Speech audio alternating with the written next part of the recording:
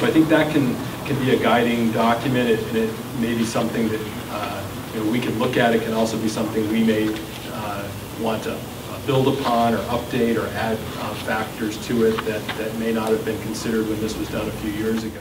The plan covers everything from energy to land use to economic development to open space. And they're all interrelated. So while the mayor passed out the section on economic development, there's not a lot of overlap across the board. So the land use section, for example, talks specifically about expanding the land use inventory of land that can be redeveloped. So obviously that shows up in the economic development section. The plan, even though it's 5 years old, has a lot of changes that come out of it, and a lot of those changes take a lot of community discussion. So it's been a slow process. The areas which we've made the most progress in that affects economic development has to do with changing some of the land use issues. So we've spent the last 2 years looking at King Street, changing the zoning in King Street to hopefully make it more attractive from an economic development standpoint. So we've done some major expansions of the central business district to the north, south, east, and west, actually all 4 directions. Expanding the footprint of area, central business district has the least amount of regulations that allow it to be. The big thing that came out of the plan, because it didn't just come out of the plan, we've been working on it for a long time, is increasing the inventory of land that's available for economic development. And so that's the expansion of downtown, that's working at the state hospital. The business park was sort of put on hold while the state hospital went forward. The feeling was the market wouldn't absorb both sites, but we have to come back to the business park. I think we've done in some ways some of the low-hanging fruit where it's less controversial. So a lot of things which we need to do, which are identified in the plan, are going to involve a lot of public discussion and debate for doing it. And so that's an area where I hope you're all involved with part of that discussion. But I would love to be able to really be able to clearly articulate what it is the city's strategies and goals are around trying to retain businesses, but also attract new businesses and provide them with what they need to be successful here. The city, dating back to Mayor Higgins' first term, created a position to sort of focus on and coordinate economic development issues. That was actually Terry Anderson was that first person. The job changed slightly a few years ago when there was a shift in terms of where the position was located, but essentially the thrust of having a point person for the city that could be working on that inventory that you talked about, being the kind of a contact point for the city, being involved in some of the, not only the local, but the regional, the statewide efforts, being somebody that can be looking for funding opportunities for grants, and also being somebody that can work on marketing the city and be a contact point for businesses and entrepreneurs that are trying to contact us. So in my budget for this fiscal year, upcoming, I've reserved in the budget funding for the recreation of that position in the mayor's office as an economic development coordinator for the city.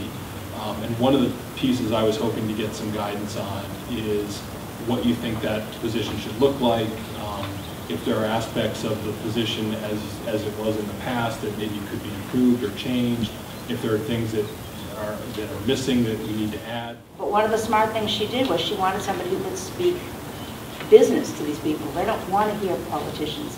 They don't want to hear, rah-rah. They want a business person who can sit down and negotiate and do contracts and sell the city and market the city and what do you have to offer and what's in it for me and benefits, not features, and all of that kind of stuff. I mean, is there something in this position that that needs to have a knowledge base of other revenue streams that could come in to supplement the new business coming in? Absolutely. That's the grants and the funding sources I was referring to. Yeah.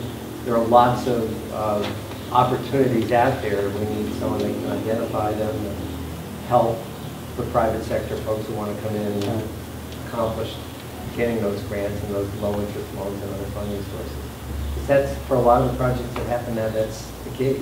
They just don't work on the private sector anymore. There's got to be some public support. Right. You have to know how to get through the TIF system. TIF is the tax income financing program that the state does. And the city does this much, and they only care about this much because they want the state piece. So they have to understand how to work the TIF system. Really a three-person job if you really be careful.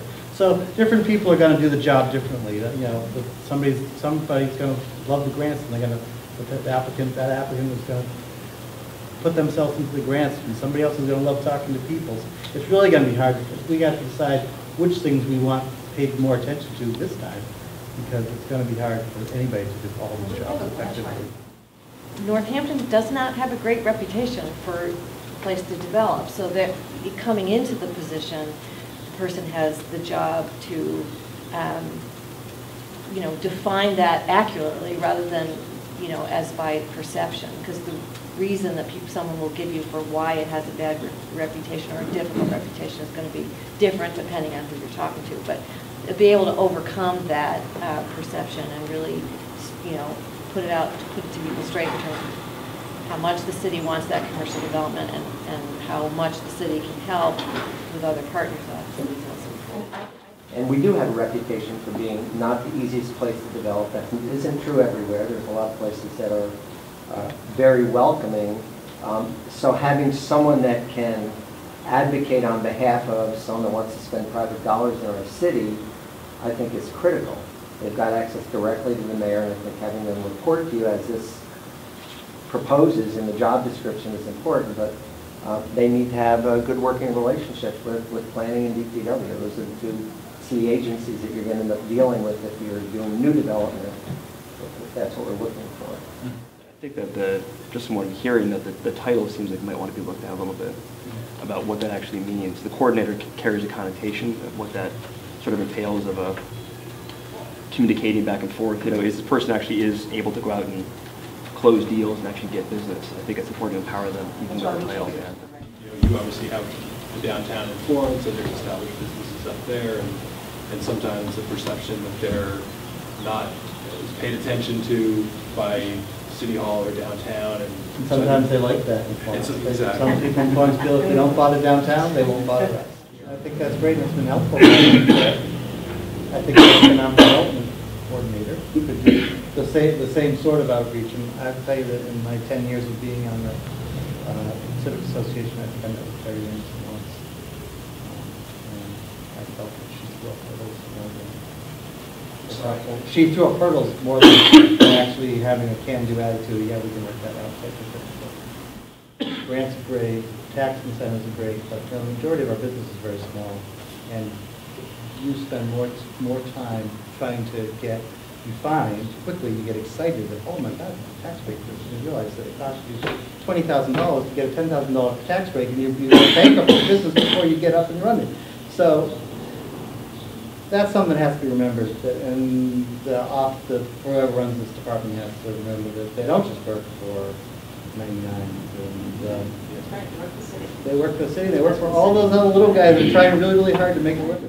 So another component, in my opinion, that's very important is to make sure that this person can play well with other economic development coordinators, because we don't want it to be where we have someone that is seen as going to be number one and trying to poach businesses from the next town over, because as we know, when Hadley and Amherst and Northampton are all doing well, we all benefit. So we just need to be mindful of that in figuring out what we want and then assigning the task to go out and solicit that type of business or businesses. That you get an inventory of land, an inventory of, you know, whether it's empty storefronts or it's actual land to be developed, and you go out with other towns, and I mean I was constantly with other towns, and basically find the best fit for the region. And this person may have a better lot than this one does, and you kind of actually share what's out there, who's looking. Because there's only, you know, there could be a dozen players at once that are looking. So basically what you're doing is you're, you know, as much as you're going out and pulling people in, you're also negotiating with other cities and towns and who's got the best parcel. And ultimately, although you get the mayor and the, you know, the other teams involved, it's their decision where they go. So you're on a, you know, basically on a bid list, if you will. And you hope that the people that you want to come will. I mean, there were a couple instances where there were some actual stores that we wanted to come in. They weren't interested. And the few that we really weren't crazy about coming in, but they were the only ones interested. You know, like they had a parcel called it was the old tool and die facility that they haven't been able to develop for 30 years. And no matter how much marketing was done, nobody wanted that piece. It was just a terrible location. And so, you know, you try something different, eventually you got the arbors to come in, and they built the assisted living facility. So it wasn't the perfect choice, it wasn't exactly what was going to happen, but it got it developed, they did a lot, you know, so it's not like you go out and say the 99, come on in. And I don't know, if maybe I'm not saying it right, but it's okay, good, because it's really a big game, if you will. It really is, it's a big game in the region to see who can do what. Yeah, there is the Economic Development Council of Western Mass. Right.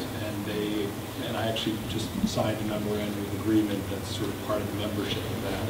And one of the principles of that is that you will play well with others, Yeah. and you won't poach from other people, and that we all share the goal of we want to attract business to the region and to Western Mass, so that we don't lose people to other regions. And they do play well together. I mean, Yeah. they do. Having one person really helped a very complicated process conceptually become very smooth. It took from tax title to the first tenant being on site, it was 18 months.